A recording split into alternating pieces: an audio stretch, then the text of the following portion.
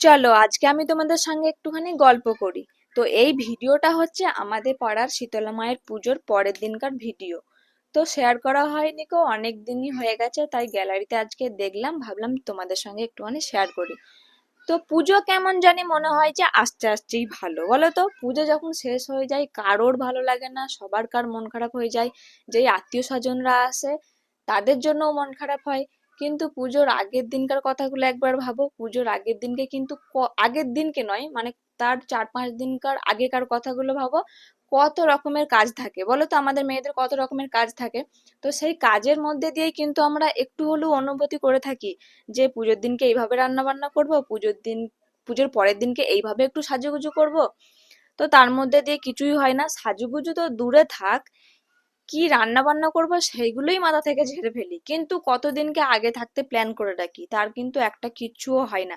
আবার নিজে নিজে যে আমি এই যে চাটনিটা একটু আলাদাভাবে বানিয়ে রাখি পুজোর আগের দিনকে, তারপরে ওই ঝুরঝুরে আলু ভাজাগুলো, সেগুলো আমি আবার দিতেই ভুলে যাই মানুষজনদেরকে, জানো। তো কি বলবো, যাই হোক।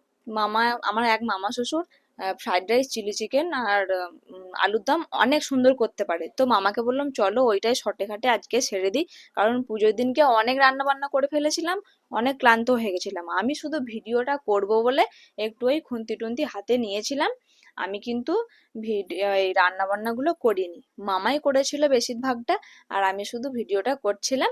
আর আমার বর জানো, ক্যামেরাম্যান, আমার ফোন ধরে দেয় ভিডিও করার জন্য। আর সবার আগে কিন্তু আমিই খেয়ে নিয়েছিলাম। তো যাই হোক, ভিডিওটা কেমন লাগলো অবশ্যই জানিও, আর লাইক কমেন্ট শেয়ার একদম ভুলো না। আর আমার পাশে থেকো, চলো, বাই।